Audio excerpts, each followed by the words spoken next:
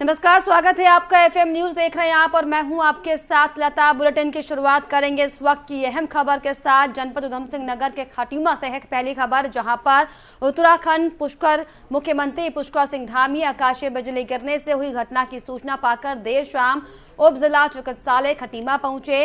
व्यस्ततम कार्यक्रम होने के बाद से भी घटना की सूचना मिलने पर मुख्यमंत्री पुष्कर सिंह धामी ने बाई रोड खटीमा आने का मन बना लिया और इस दौरान उन्होंने आकाशीय बिजली गिरने से नरगिस देवी की हुई मौत पर गहरा दुख जताया और वहीं उन्होंने घायल महिलाओं से मुलाकात कर उनका हाल जाना तथा उन्हें सांत्वना दी। साथ ही साथ उन्होंने अस्पताल प्रशासन को मरीजों का बेहतर उपचार करने के लिए निर्देश भी दिए।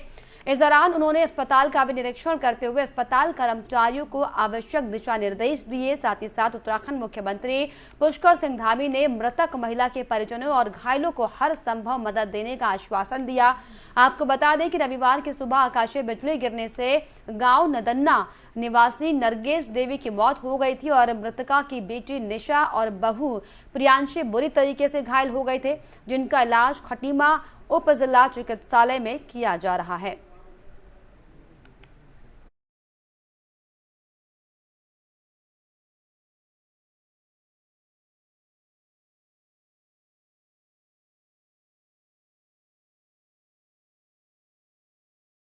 चलो एक बार फिर से आपको बताएं कि जो हरीश रावत हैं वो चर्चा में आ गए हैं। हरीश रावत ने आपको बताएं कि सोशल मीडिया पर एक दरअसल पोस्ट लिखा है जिसमें पूर्व मुख्यमंत्री हरीश रावत अपने बयानों को लेकर लगातार चर्चा में बने हुए हैं। हाल ही में उन्होंने अपने सोशल मीडिया पर एक पोस्ट साझा की जिसमें उन्होंने कहा कि ऐसे 20 विभाग की सूची उनके पास आई है जिनकी भर्तियां नियम के खिलाफ हुई हैं।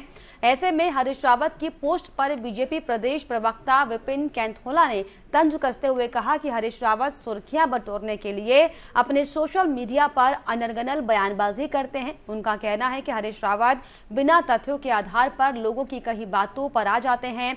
उन्होंने ये भी कहा कि अगर उनके पास कोई लिस्ट होती है तो वो अपने सोशल मीडिया पेज पर पोस्ट को साझा करने के बाद उसे डिलीट क्यों कर देते हैं।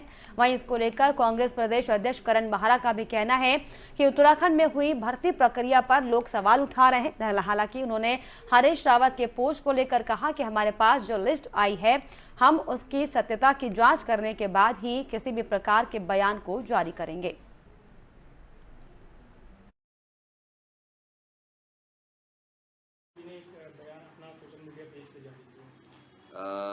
इस समय एक जलजला सा आया हुआ है। हर नौकरी को जो है शक की दृष्टि से देखा जा रहा है।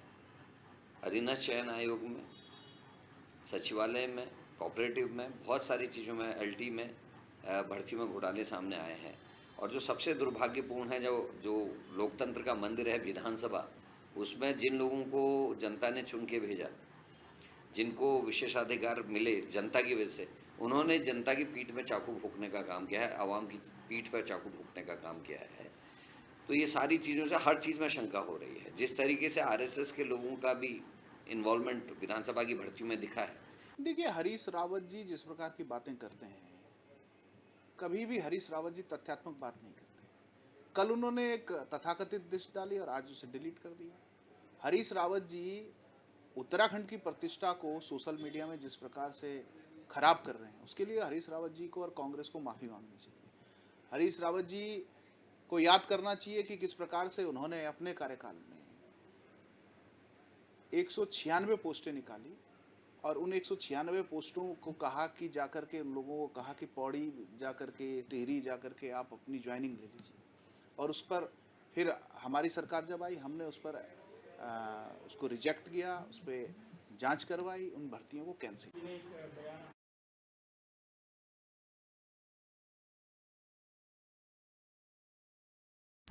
चलिए आगे बढ़ेंगे बड़ी खबर की ओर। विदेश जाने से पहले मंत्री के किए गए तबादले रद्द कर दिए गए हैं। आपको बताएं कि शहरी विकास मंत्री प्रेमचंद्र अग्रवाल ने 74 तबादलों को रद्द किया है। 24 घंटे के भीतर ही सीएम दफ्तर ने रोक लगाई है। तो बड़ी खबर आपको बता रहे हैं, मंत्री ने नगर निगमों, नगर पालिकाओं में 74 पदों पर दरअसल तबादले किए थे, जिन्हें फिलहाल के लिए रद्द कर दिया गया है। तो बड़ी खबर आपको बता रहे हैं, जी हां, विदेश जाने से पहले ही मंत्री ने तबादलों को रद्द कर दिया है। शहरी विकास मंत्री प्रेमचंद्र अग्रवाल ने 74 तबादले जो किए गए थे उन्हें रद्द किया है। फिलहाल 24 घंटे के भीतर ही आपको बताएं कि सीएम दफ्तर ने इन पर रोक लगा दी है।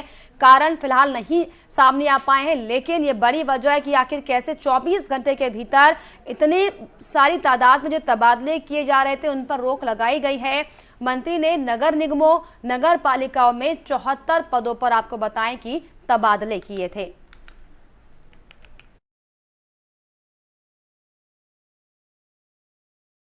इस पर खास जानकारी के लिए देहरादून से हमारे संवाददाता अजय पांडे हमारे साथ जुड़ गए। अजय, जिस तरीके से 74 पदों पर तबादले किए गए थे, अचानक से रुकवा देना, क्या कुछ जानकारी इसको लेकर? देखिए, चूंकि प्रेमचंद्र अग्रवाल इस विभाग को देख रहे हैं, कैबिनेट मंत्री हैं और वो कल ही विदेश के लिए रवाना हुए, जर्मनी गए हैं और उन्होंने आनंद फानंद में तमाम जो तबादले हैं ये कर दिए थे। शहरी विकास विभाग के ये सारे जो कर्मचारी हैं, अधिकारी हैं, उनके तबादले किए गए थे।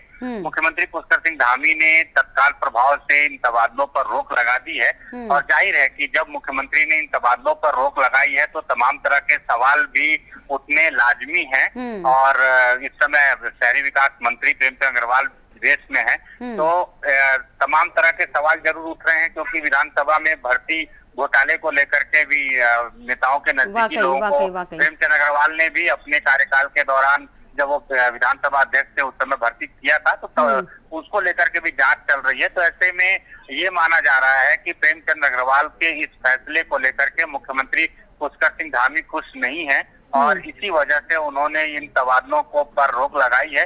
वाकई अजय, क्योंकि जिस तरीके से जो तमाम घोटालों की आरोप सरकार पर लग रहे हैं, ऐसे में नगर निगमों के अधिकारी हैं, नगर पालिकाओं के अधिकारी, ऐसे में अचानक से तबादला रोक देना कहीं ना कहीं कई सारे सवाल खड़े करता है।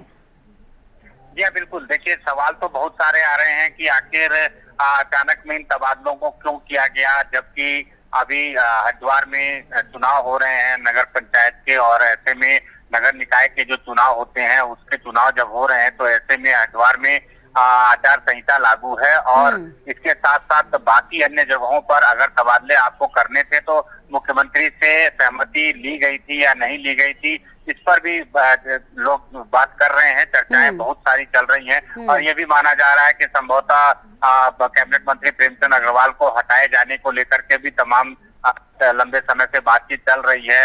विधानसभा में जो भर्ती घोटाले में मुख्य टारगेट के रूप में प्रेमचंद्र अग्रवाल ही हैं और ऐसे में बहुत संभवतः ये भी हो सकता है कि प्रेमचंद्र अग्रवाल आने वाले दिनों में अपने पद से इस्तीफा दें या उनको इस्तीफा देने के लिए भी कहा जा सकता है। और मुख्यमंत्री पुष्कर सिंह धामी की ये नाराजगी साफ नजर आई है, क्योंकि उन्होंने इन तबादलों के 24 घंटे भी नहीं हुए थे और इसी बीच में उन तबादलों को निरस्त करते हुए ये कहा है कि यथा स्थिति जो थी पहले उसी तरह की स्थिति रहेगी और इस तबादले को शून्य माना जाएगा और जो अधिकारी और कर्मचारी जिन जगहों पर, जिन निकायों में, जिन नगर निगमों में काम कर रहे हैं वो वहीं पर काम करेंगे और उनको उसी जगह पर काम करने के लिए कहा जाएगा। और वर्तमान में जो अधिकारी जहां पर अपने कार्यरत हैं, हाँ, वहीं पर कार्यरत होंगे। और फिलहाल तबादलों को लेकर फिलहाल जो भी संभावित जो फैसले थे उनको फिलहाल रद्द कर दिया गया। बहुत शुक्रिया आपका जो है तमाम जानकारियों के लिए। तो आपको बताएं कि मंत्री ने नगर निगम, नगर पालिकाओं के 74 जो तबादले होने थे उन्हें अचानक से रद्द कर दिया है, जिसको लेकर लगातार अब धामी सरकार पर सवाल खड़े हो रहे हैं।